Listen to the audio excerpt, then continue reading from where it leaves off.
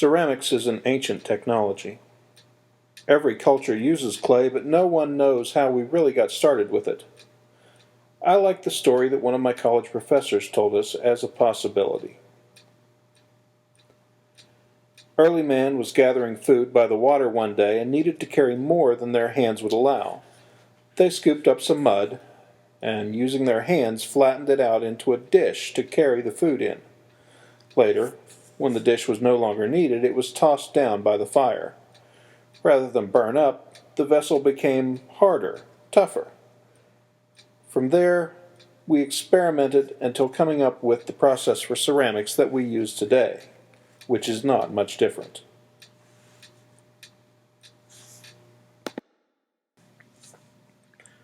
Clay is found all over the earth.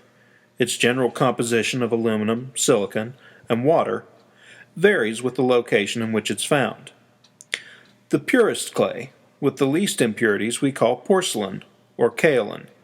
Consider this the top of the ceramic mountain. Farther down the mountain we have stoneware clay. This clay has more impurities like iron oxide. At the bottom of the hill is earthenware. Earthenware has a high content of impurities and is often a brown or reddish color.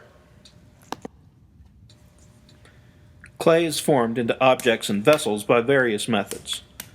Let's start with hand building. The earliest form we learned is called pinching. Pinch pots are made by taking a ball of clay and pushing your thumb through the center. Not all the way. Then we begin putting pressure on the outside and pinching our fingers and thumb together to thin the clay and form the vessel. We keep turning the vessel to try and keep the walls the same thickness all the way around.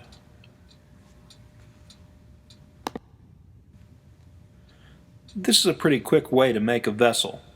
With enough practice, you can make some pieces that are really nice, but you're going to be limited in size when making a pinch pot.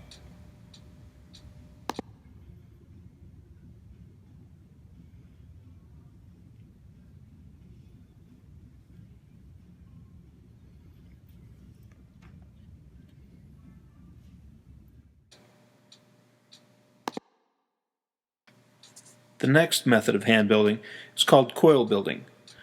This is the method used by Native Americans and other groups of people who never developed the potter's wheel. In coil building, the clay is rolled out into long, thin strips, which are then wrapped around and stacked on top of each other to form the vessel. With this method, we are able to make much larger pieces.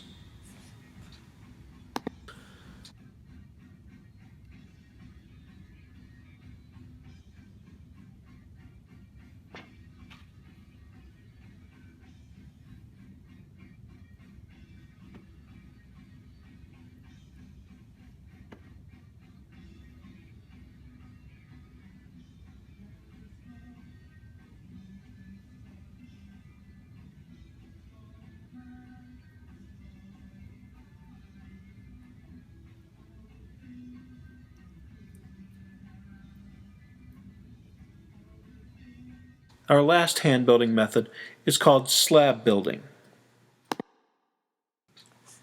In slab building, the clay is rolled out into sheets and then formed into a vessel or shape. You can make really tall forms with this, and it was very popular with pre-Columbian potters. Our last method for forming clay is the potter's wheel. The potter's wheel may look like fancy technology, but it's really ancient tech at heart. It is just a wheel, after all. Remember the pinch pots? As we turn the clay by hand, the potter's wheel simply turns it for you. The potter centers the clay on the wheel and then pushes his fingers through the middle, then squeezes them together and pulls the sides of the pot up or out depending on what kind of vessel he's making. After forming, the clay is allowed to dry. It moves from workable to leather hard to bone dry. At this point, we call the clay greenware. It's very fragile because it's still just mud. From here, we bake the clay in a special oven called a kiln. This will change it from mud to glass.